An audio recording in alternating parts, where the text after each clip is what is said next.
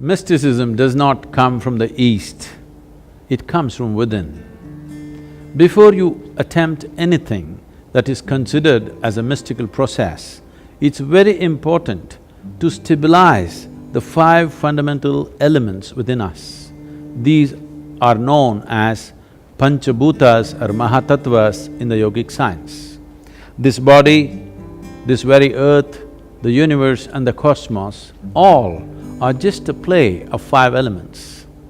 This body's composition is such that 72% of this body is water, approximately 12% is earth, 6% is air, 4% is fire, and the rest is space or akash. How these five elements behave within you will determine just about everything. Bhuta means element. Bhuta Shuddhi means to become free from the taint of elements or to cleanse the element. It means to become free from the physical nature. Right now, the physiological and the psychological processes are having a complete grip over most human beings. What we call as our physiology is something that we accumulated. What we call as our psychological process, the whole content for this is also accumulated in the form of impressions. Between these two, who you are or existentially what is the nature of your being is completely missed. If one wants to access dimensions which are not yet in your experience, dimensions which are considered mystical, first thing that we need to do is to start cleansing the five elements so that in the purity of the elements, you distinctly know the difference between what is physical, what is psychological and what is existential.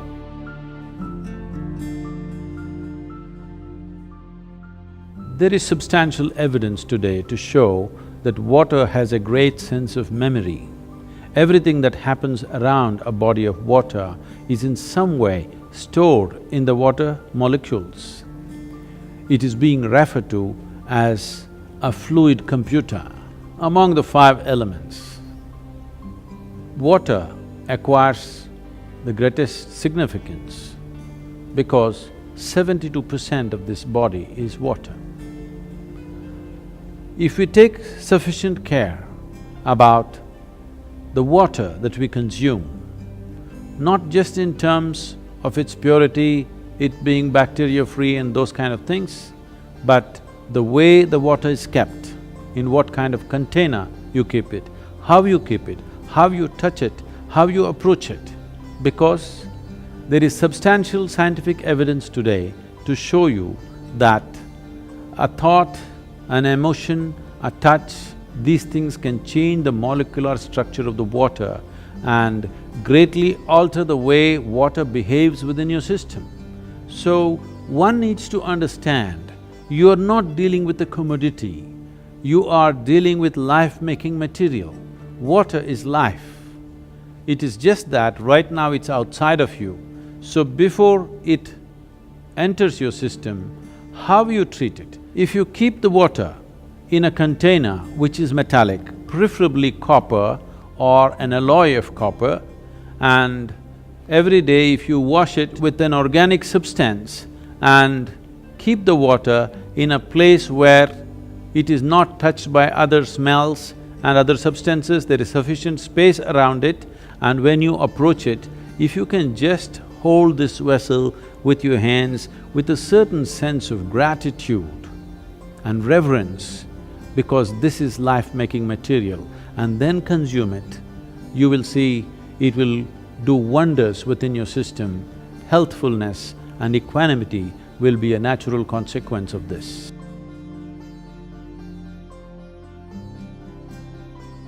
The soil that you walk upon has a certain sense of intelligence and memory. So even if you happen to live in a concrete jungle, it is important to keep in touch with the earth upon which you live.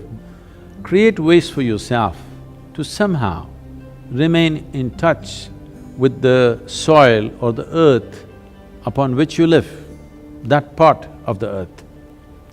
With your bare hands and bare feet, see particularly the palms and the soles, if they come in touch with the earth on a daily basis, at least for a few minutes, a certain harmonizing of the physiological process will happen just being in contact with the earth. If you spend at least a few minutes in your garden, barefooted, touching plants or trees, because this is the basis of your life. All life, yours and every other creature, has come out of this earth.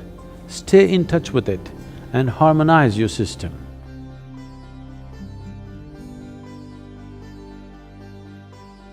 Though air represents only 6% of your body's elemental constitution, it is the most dynamic part of the element in terms of the transaction that happens on a minute-to-minute basis. What kind of air you breathe is definitely important and that's well known, but how you breathe and how consciously you breathe is equally important.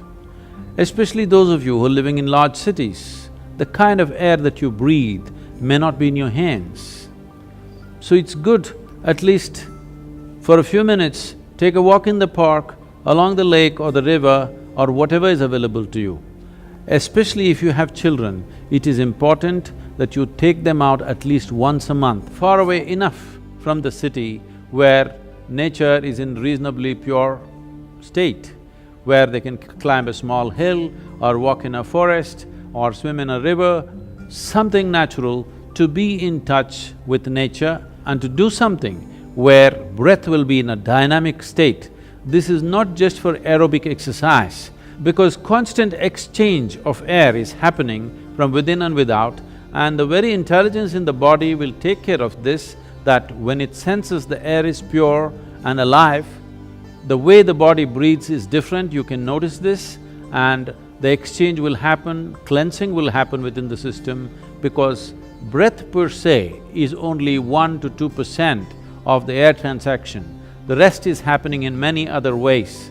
So if you remain in pure air, it's important that you bring breath to a dynamic state with a certain activity. You don't have to do too vigorous an activity, just enough to see that you're breathing deep enough, slightly deeper than normal is happening to you for a period of time, and especially for growing children, this becomes very important because this will greatly enhance the body's integrity and strength. But on a daily basis, if you're not able to take yourself out within the house, you can do a simple yogic practice called Nadi Shuddhi to cleanse the breath.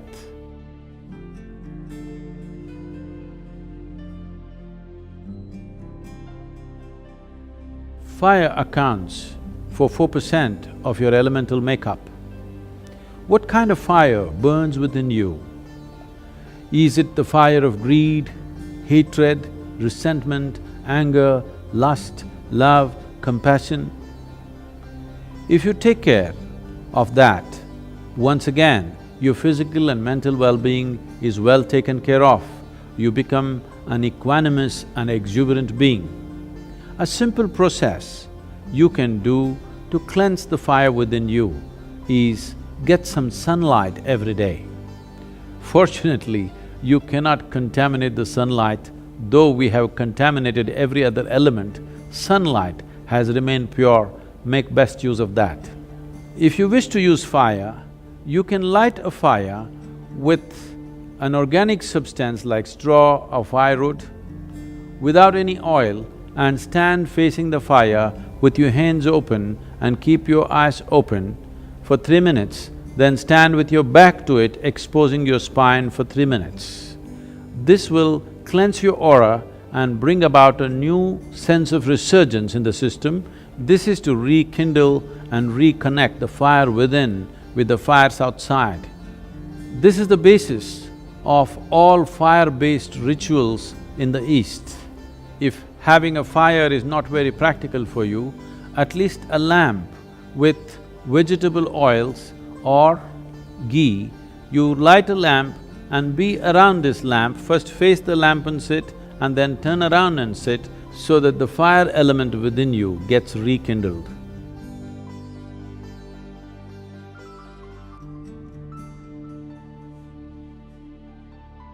The fifth and the most expansive dimension of the elemental composition is Akash or etheric space. This has a certain intelligence. How this Akashic intelligence behaves within you determines the nature of your life. The nature, quality and the power of your life essentially is determined by how much access can you find into the Akashic intelligence. As I said, this is an expansive part of the elemental composition. That means there is no limit. There is only that much water, there is only that much air, that much earth and that much fire. But the Akashic dimension is a limitless possibility. If you find excess in a limitless manner, both your perception and intelligence can grow.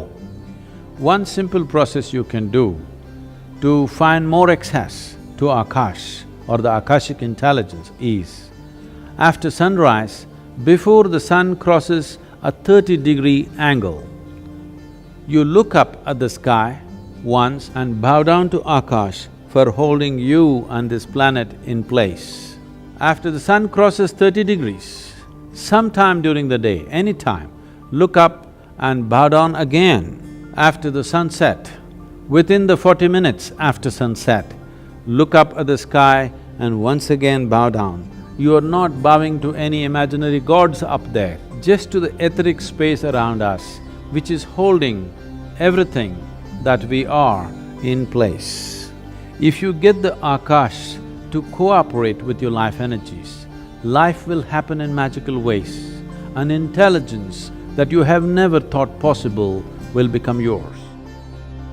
For a human being to have an element of grace in their lives, Shambhavi Mudra is a process that is like opening a window so that one becomes receptive to grace.